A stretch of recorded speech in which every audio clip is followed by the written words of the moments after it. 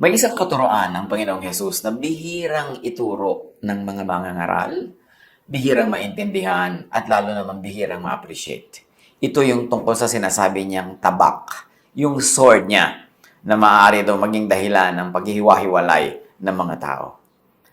Sa tulong ng Panginoon, sikapin nating unawain ang katuroang ito, ang pamagat ng ating pag-aaral, The Sword of Jesus, or ang tabak. Matthew 10:34-36. Huwag din niyong isiping na parito ako upang magdala ng kapayapaan sa lupa. Naparito ako upang magdala ng tabak, hindi kapayapaan. Naparito ako upang paglabanin ang anak na lalaki at ang kanyang ama, ang anak na babae at ang kanyang ina, at ang manugang na babae at ang kanyang biyenang babae.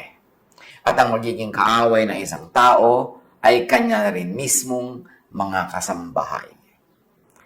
Mysterious, shocking, anong ibig sabihin ng Panginoon? Na parang baligtad sa general and universal theme of His teachings and His ministry. Sinasabi niya ngayon na ang dala daw niya ay makakapagpahiwalay sa mga tao, magiging dahilan ng paghihiwa-hiwalay. The arrival of Jesus naturally divides people. Tulad ng sinabi niyang example, siya ay may dalang tabak, meron siyang sword. A sword cuts, severs, disconnects. Ano sa ministry ni Jesus ang puputol sa mga relasyon ng mga tao, ang maghahati-hati sa kanila at maghihiwa-hiwalay sa kanila? What sword did Jesus bring? What is cut off from what by the sword of Jesus? The sword Jesus brought was and is none other than Jesusness. Ang dala ni Jesus ay Jesusness. Jesusness that cuts, severs, divides from Mosesness, from Phariseeness. Itinanong natin kanina, ano ang paghihiwalayin ng tabak ni Jesus? Ano ang puputulin niya? Ano ang magkakahiwa-hiwalay dahil kay Jesus? As we have said, Jesus cuts, divides from Mosesness and Phariseeness. Jesus cuts between the Old Covenant and the New Covenant. Jesusness cuts between the old and the new way. Jesus cuts between the law and grace. Jesus cuts between peace and trouble, between forgiveness and judgment. John 1:16-18, out of His fullness we have all received grace in place of grace already given. For the law was given through Moses, grace and truth came through Jesus Christ. So nakita natin dito yung divide, no? Merong divide na mangyayari dahil kay Jesus.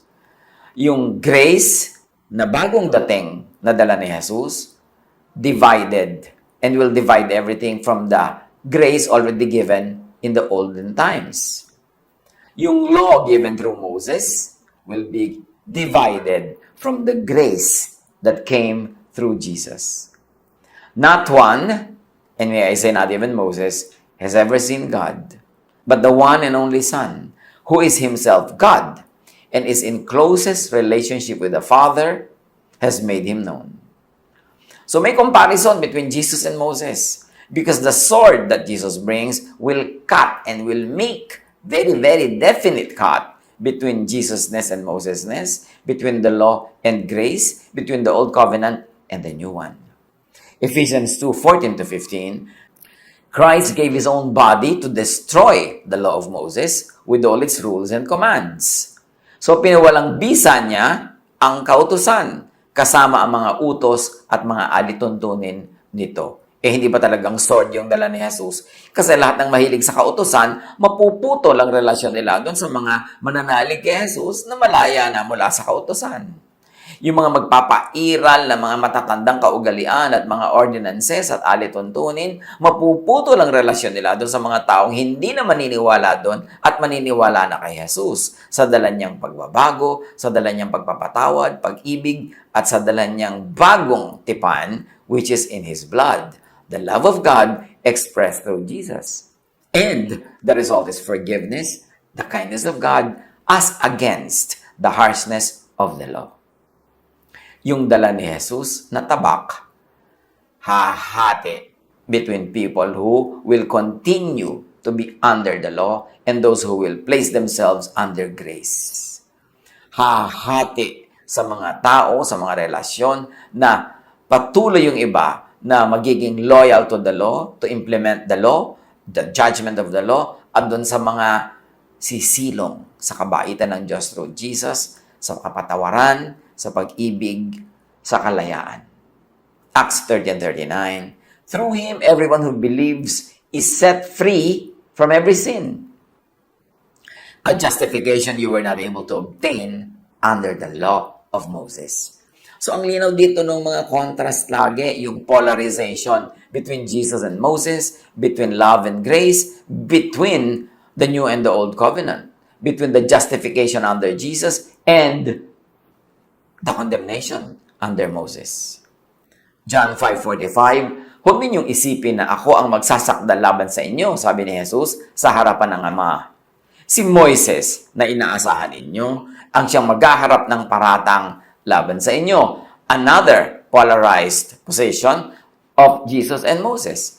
Sabi ni Jesus, huwag niyong asahan na ako ang magko-condemn sa inyo, magsasakdal sa inyo before the Father. No, hindi ako. Si Moses ang gagawa nun. Kasi siya ang may law. Siya ang may hawak ng law. I came to destroy the law, to set you free from the law, but it is Moses who will condemn you. So yung tabak na dala ni Jesus will divide opinions, will divide belief, will divide loyalties between the law and grace, between Mosesness and Jesusness.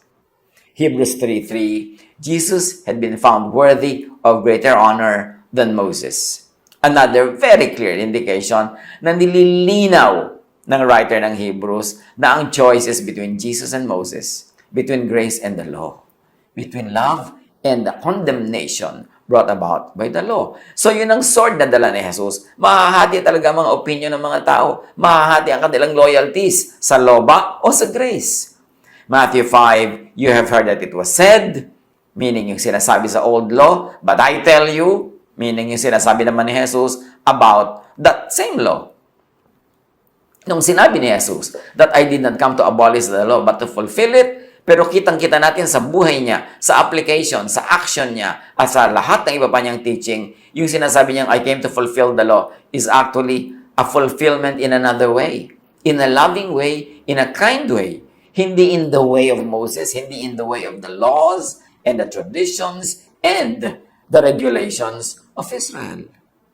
So, hindi equal yung pag sinabi niyang, I came to fulfill the law. I came to fulfill the law as it was being fulfilled under the rule of Moses. No. Iba ang fulfillment ni Jesus. At sinabi niya, when you love, you have fulfilled the law.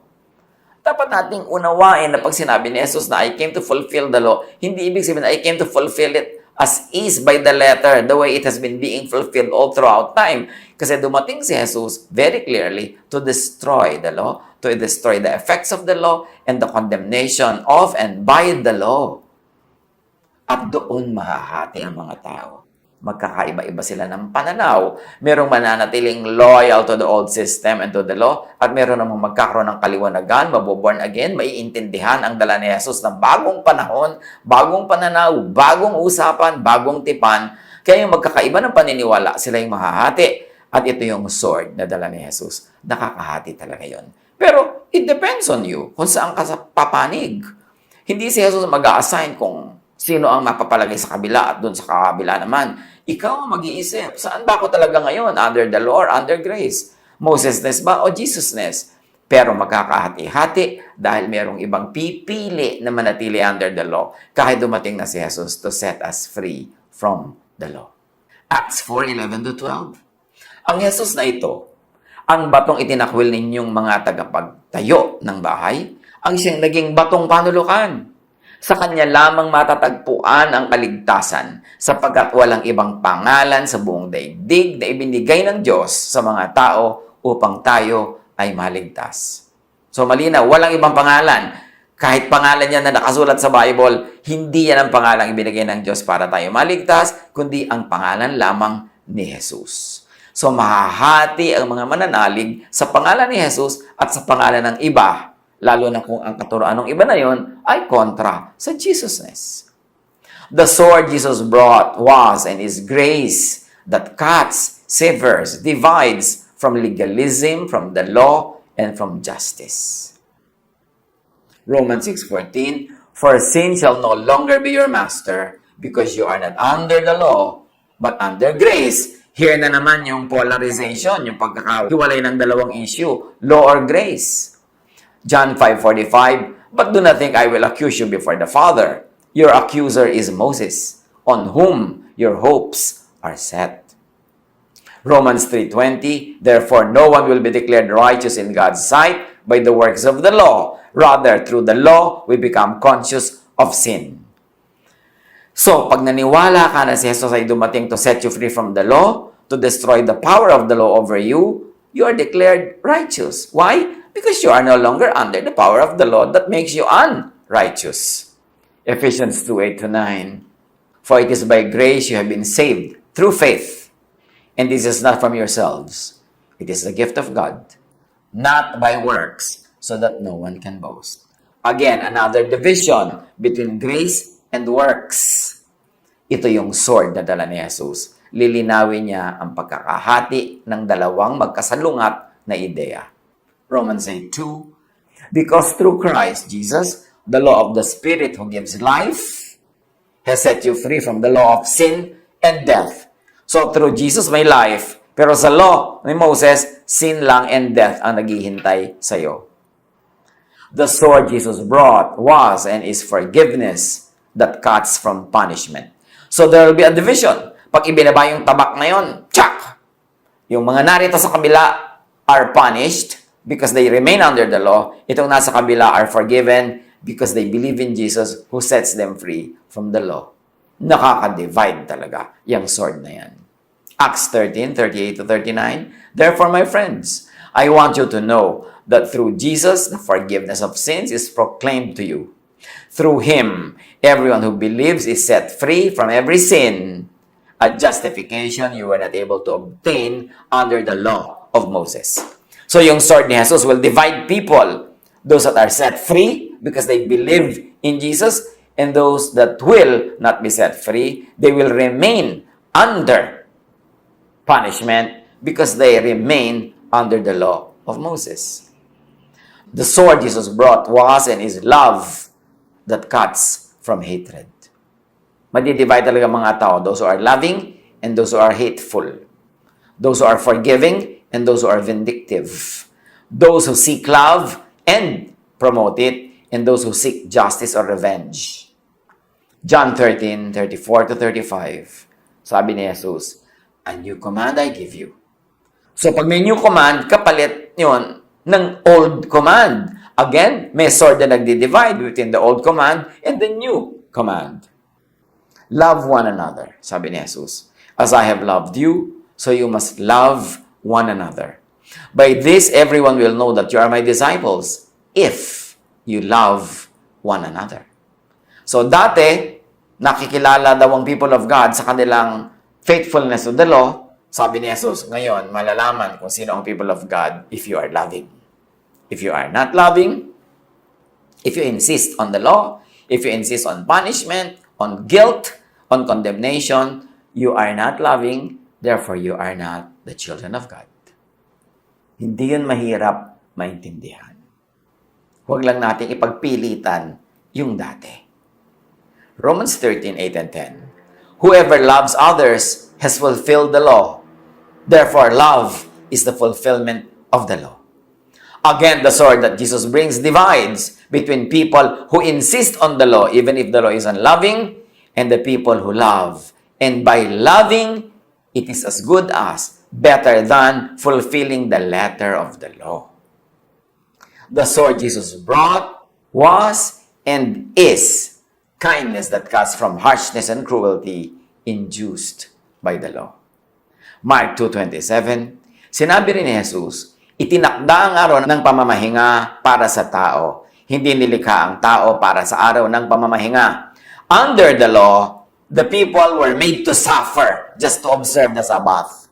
Under the law, yung Sabbath ang boss, ang slave yung mga tao. But under Jesus, yung tao ang boss, yung kabutihan at ikabubuti ng tao ang boss, hindi yung Sabbath. Sabi ni Jesus, man was not made for Sabbath. Sabbath was made for man. So merong division yon. Again, this is the sword that Jesus brings. The sword that Jesus brings is the newness that cuts from oldness, from tradition. Merong old tradition, merong new teaching, syempre mahahati ang mga tao, that is the sword of Jesus. Maka-clarify kung nasa ang side ka. Colossians 2:8, mag-ingat kayo upang hindi kayo mabihag ni inuman sa pamamagitan ng walang kabuluhang karunungan at pandaraya na ayon sa mga tradisyon ng mga tao at mga alituntunin ng mundong ito. At ang mga ito ay hindi ayon kay Kristo. Ayan na naman, may divide between the traditions of religion and the teachings of Jesus, which liberate people from those traditions. Matthew 9:16-17. Walang nagtatagpi ng bagong tela sa isang lumang kasuotan. Sapagkat kapag umurong ang bagong tela, mababatak nito ang tinagpian at lalong lalaki ang punit. Wala ring nagsasali ng bagong alak sa lumang sisidlang balat. Kapag ganoon ang ginawa, puputok ang balat, matatapon ang alak, at mawawasak ang sisidlan. Sa halip, isinasali ng bagong alak sa bagong sisidlang balat at sa gayon, kapwa ito nagtatagal. So ang bagong katuruan daw ay dapat ilagay sa bagong utak. Pagka ipinagpilitan mo yung bagong katuruan sa old utak, old pananaw, old way of thinking, pareho lang kayo masisira. Kailangan, para matanggap ang bagong katuruan ni Jesus, magbukas ng isip. Be changed by the renewing of your mind. Para matanggap ko ano talaga ang meaning ng born again, which is magbagong isip, magbagong loob about the law. Magpalit ng attitude about the law. Kundi manalig kay Jesus that Jesus has already set us free from the law. Yun ang bagong kaisipan, yun ang bagong alak, ilagay sa bagong sisidlan, sa bagong isip, sa bagong paraan ng pag-iisip, sa bagong lifestyle para magpatuloy ang ating paglagong espiritual. Pero pag ipinagpilitan yung old wine sa new wineskin, pag ipinagpilitan yung old pamamaraan, old traditions, the law, sa bagong pag-iisip na itinuturo ni Jesus, magkakaroon ng conflict. Magkakasira-sira ang maraming bagay. Yun yung sword that Jesus brings. The sword that Jesus brings is the division that will naturally happen when people insist on the old rather than on accepting the new in Jesus. When the people insist on the law instead of moving over to the other side, to grace, to love. When people insist on Moses-ness and Pharisee-ness instead of accepting Jesus-ness, naturally, there will be that sword that will divide ideas, opinions, beliefs, and even divide relationships. The choice is ours. Romans 12:2, do not conform to the pattern of this world, and may I say, tradition, but be transformed by the renewing of your mind. Ano daw ang tunay na magpapabago ng ating kalagayan, ng ating pananaw, ng ating relasyon sa Diyos? Yung pagbabago ng ating isip. At ano ang babaguhin ng isip mo? Yung tungkol sa law. Na hindi ka magpipilit sa law. Natanggapin mo that under the law, nobody will be saved. Under the law, nobody can have peace and rest. Kaya ipinadala ng Ama si Jesus para ibigay ang bagong law. The law of love. The law of forgiveness. To set you free from oppression by the old law. Pag ipinagpilitan mo yung old, makakat ka by the sword of Jesus from the body of believers who will now have their minds renewed, who will receive the new spirit, the new wine in their new mind, in their new mindset, and therefore their mind, their hearts will become the kingdom, the habitation of God.